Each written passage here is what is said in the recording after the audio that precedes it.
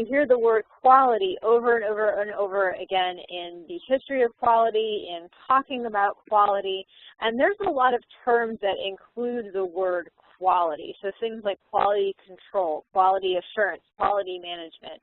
So let's talk about what those terms mean, because you hear quality through all of them, but they all mean something slightly different.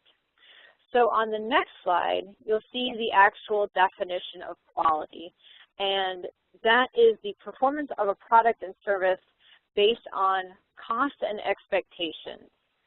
So if you look at quality, this definition, the mathematical definition, should actually be performance divided by expectations.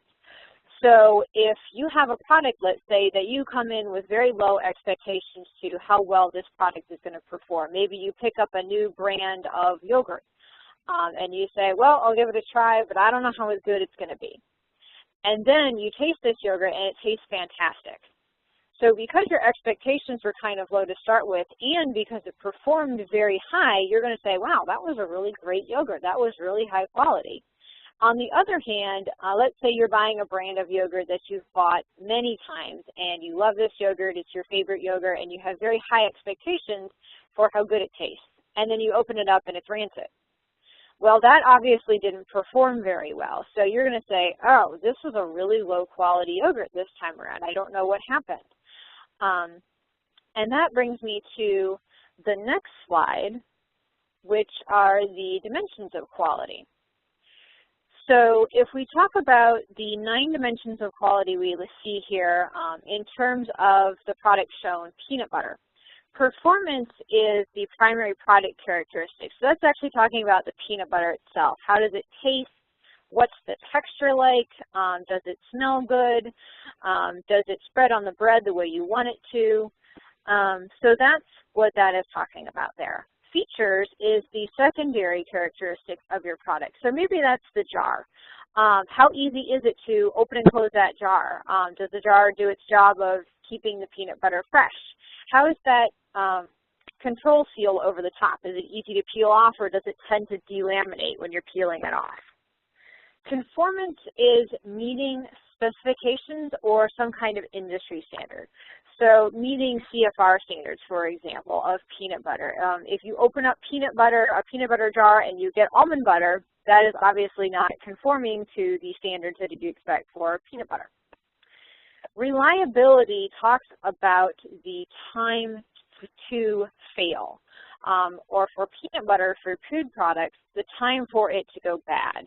And also its performance during that usable lifetime, basically. So every time you come back to that jar to get some more peanut butter out, does it behave the same way as the time before?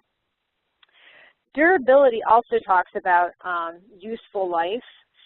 And so basically that's how well a product holds up under use. So if you stir your jar of peanut butter a little bit, and then you come back a couple of days later, let's hope that peanut butter doesn't separate based on the stirring you gave it. If it's a good quality product, it won't. Service and response talk more about human interaction. So this isn't really your product necessarily, but it's how you interact with the company that sells it. So service is any kind of problem you have with the peanut butter. Let's say you open it up and something's gone wrong with it. It smells very oxidized. It's got a painty smell. So you call up the company, you say, hey, I've got bad peanut butter. That service is your interaction with customer service and them helping you with your problem. Response is basically human-to-human interaction during something like service. So how nice is that customer service person to you? Do they sound like they actually care about your problem, or do they sound like you're bothering me with this phone call?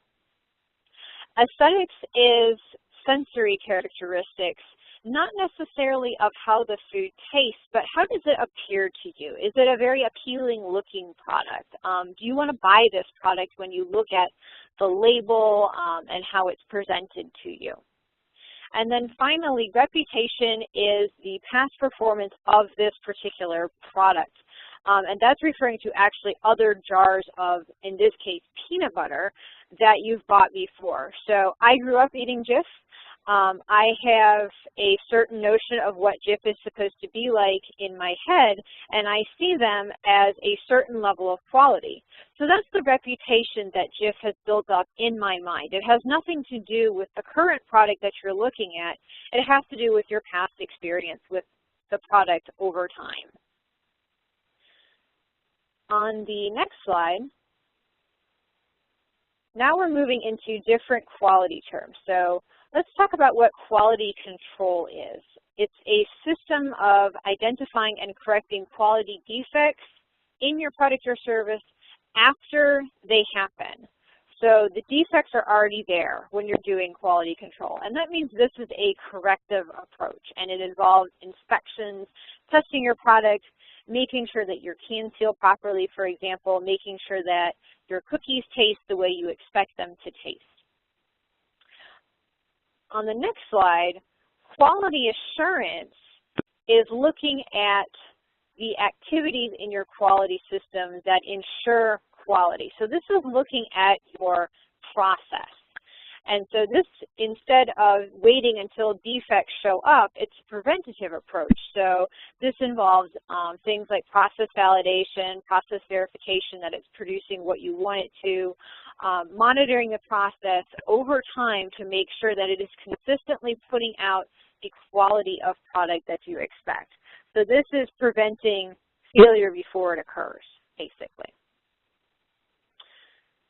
So if we take a look on the next slide at statistical quality control versus statistical process control, statistical quality control applies statistical tools and techniques to the products. So this is our quality control approach, as it says in the title. If we look at statistical process control, we are also using statistical tools, but instead of applying them to our product after it's already made and checking for defects, we're applying them to our process to make sure our process is performing the way we expect. And so this is a quality assurance approach. It's preventative. We're stopping defects before they happen.